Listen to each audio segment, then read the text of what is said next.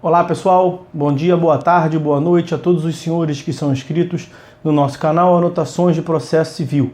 Se você ainda não é, eu sou o professor Arthur Vieira e depois que eu concluí o meu doutorado em Direito Processual, eu resolvi me dedicar a esses veículos de comunicação para que eu pudesse transmitir aos senhores conhecimento jurídico de qualidade e de forma gratuita.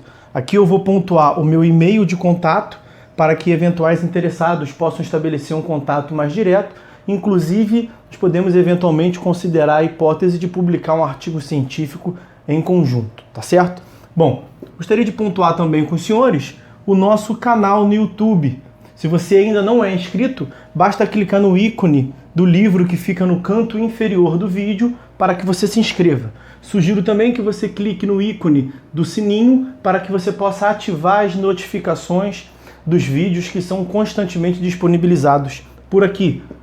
Gostaria de apresentar também aos senhores a nossa plataforma acadêmica, arturvieiracursos.com.br, arturvieiracursos.com.br, onde os senhores encontrarão cursos online de modo gratuito, inclusive com a emissão de certificado válido em todo o território nacional. Tá certo? Então, após a pausa, nós vamos tratar do vídeo de hoje. Então, meus amigos, no vídeo de hoje nós vamos dar prosseguimento à análise do nosso livro Anotações de Processo Civil. Nós já iniciamos a terceira parte, que trata de modo genérico dos processos nos tribunais. Nós estamos tratando do primeiro tópico, que é sobre o sistema de vinculação. Vamos, no vídeo de hoje, analisar a família jurídica do Common Law, pelo menos na sua parte inicial. Vamos ao ponto. Até 1066, o reino anglo-saxão era regido por Eduardo da Normandia, o Confessor. Quando de sua morte, e por não ter deixado descendente, iniciou-se uma disputa pelo trono entre Haroldo II, eleito pelos nobres ingleses, e Guilherme, o Conquistador, duque da Normandia, primo do rei Eduardo, que alegava ser o legítimo sucessor, baseando-se em uma suposta promessa deste. O impasse somente foi resolvido pelo uso da força, quando, na Batalha de Hastings, em 14 de outubro de 1066, o exército franco-normando de Guilherme derrotou as forças militares inglesas liderada por Haroldo. O território anglo-saxão, em seus primórdios, fazia parte do Império Romano do Ocidente e, após a derrocada deste, veio a ser ocupado pelos povos bárbaros. A língua e a cultura dos povos bárbaros dificultaram a fusão com o povo romano, que ocupava as Ilhas Britânicas. Mesmo representando uma parcela ínfima da população, os bárbaros eram dotados de considerável força bélica e mantiveram-se no local. Eram povos instáveis, efêmeros, que desconheciam a estrutura de um Estado, o que levou à formação de diversos agrupamentos sem um sistema de direito unificador, como se percebia na heptarquia anglo-saxônica, fazendo valer unicamente a tradição dominante em cada região.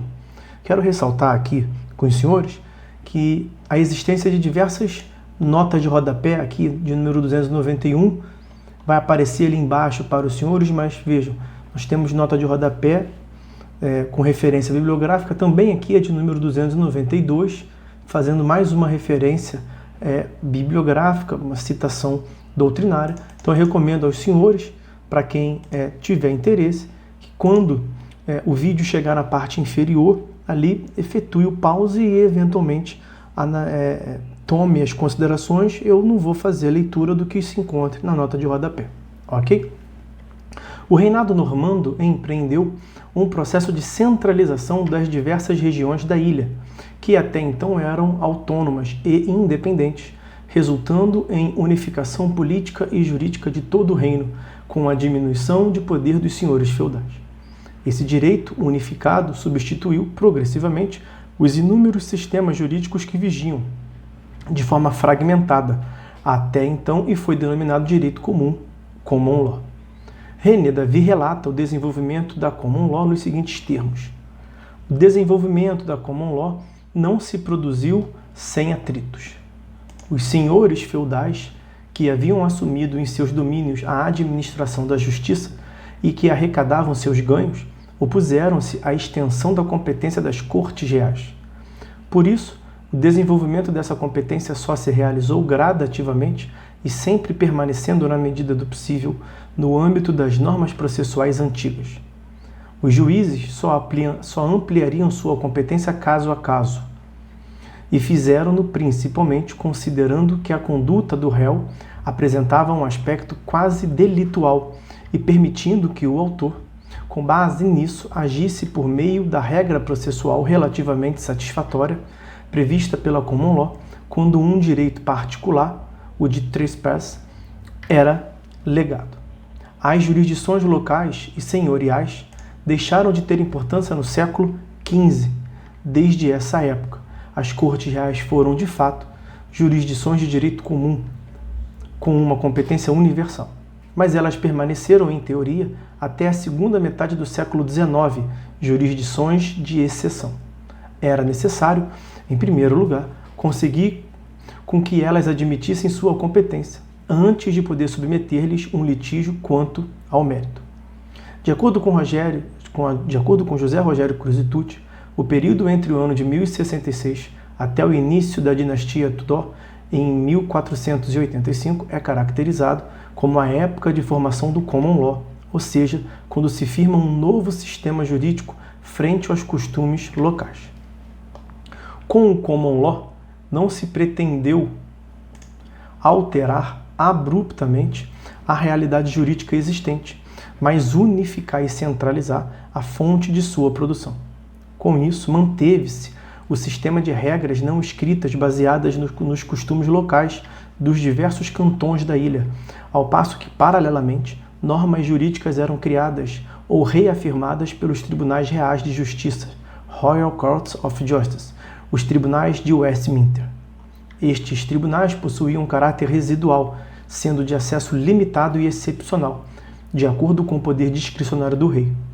Segundo Guido Fernando Silva Soares, a distribuição da justiça era considerada como uma prerrogativa real que os reis outorgavam a funcionários, os juges, que perambulavam pelo reino. A ideia de circuit, que permanece na denominação de alguns tribunais nos Estados Unidos e na Inglaterra, como circunscrição delimitativa de jurisdição de um tribunal, na sua tarefa de representar o rei. À semelhança dos pretos do direito romano da época formular, os júdices ouviam as queixas e davam, ou antes vendiam no sentido de pagamento por um serviço público de custas processuais, um right, que era uma ação nominada e com fórmulas fixadas pelos costumes e que correspondia à obtenção de um remédio adequado à situação. Os rights consistiam em uma ordem dada pelo rei, determinando que as autoridades respeitassem a solução dada à causa, o remédio jurídico concedido ao beneficiado, possuindo nítido intuito de se sobrepor às diversas jurisdições locais, uniformizando, portanto, as decisões em todo o reino. Em não havendo um right determinado para a situação, não haveria possibilidade de dizer-se o direito. As decisões judiciais do rei e dos juízes continham o comando a ser seguido nos casos concretos e passaram a ser catalogadas ao longo dos anos nos statute books, de modo que tais coletâneas passaram a guardar os costumes da corte e serviam como confiável referência aos juízes por ocasião da prolação de novas decisões, adaptando-se à norma extraída do caso julgado para o caso concreto em exame. De igual maneira, eram usados nas universidades com o escopo acadêmico de auxiliar o ensino jurídico, sendo certo que a educação jurídica sempre foi centrada no estudo das decisões judiciais pré-existentes, despontando daí seu caráter fundamentalmente prático. A forma como se estruturaram essas publicações fez com que o direito jurisprudencial inglês, assim como o direito anglo-americano em geral, formasse um corpo perfeitamente orgânico. Nos tribunais de Westminster se fazia valer a máxima Remedies Precede Rights, que atribuía primazia ao processo e suas formalidades, em desprestígio do que hoje se entende por direito material, ocasionando, em diversos casos, situação de manifesta injustiça. Diante disso, o rei passou a admitir recursos cuja a admissão encontrava-se desvinculada das rigorosas regras processuais do common law e cujo julgamento baseava-se tão somente na consciência do rei, não se submetendo, portanto, ao direito inglês que vinha se formando. Quanto ao ponto, colhemos a seguinte lição de René Davy. Os obstáculos existentes na administração da justiça pelos tribunais de Westminster davam, inevitavelmente, origem a que, em numerosos casos, não fosse dada uma solução justa aos litígios. Nestes casos, aflorava naturalmente ao espírito da parte ludibriada que lhe restava ainda uma possibilidade de obter justiça. Era o recurso direto ao rei, fonte de toda a justiça e generosidade. Esse recurso supremo ao rei, nas concepções da Idade Média, surgia como uma coisa natural, e os tribunais reais de forma alguma se sentiam desprestigiados, por verem as partes, em caso disso, recorrerem de suas decisões. Os próprios tribunais reais ficaram definitivamente a dever o seu desenvolvimento ao funcionamento deste mesmo princípio, pelo qual se podia apelar para o rei em casos excepcionais para obter justiça. Referida competência veio a ser delegada pelo rei ao chanceler, um eclesiástico, confessor do rei, chamado The Keeper of the King's Conscience.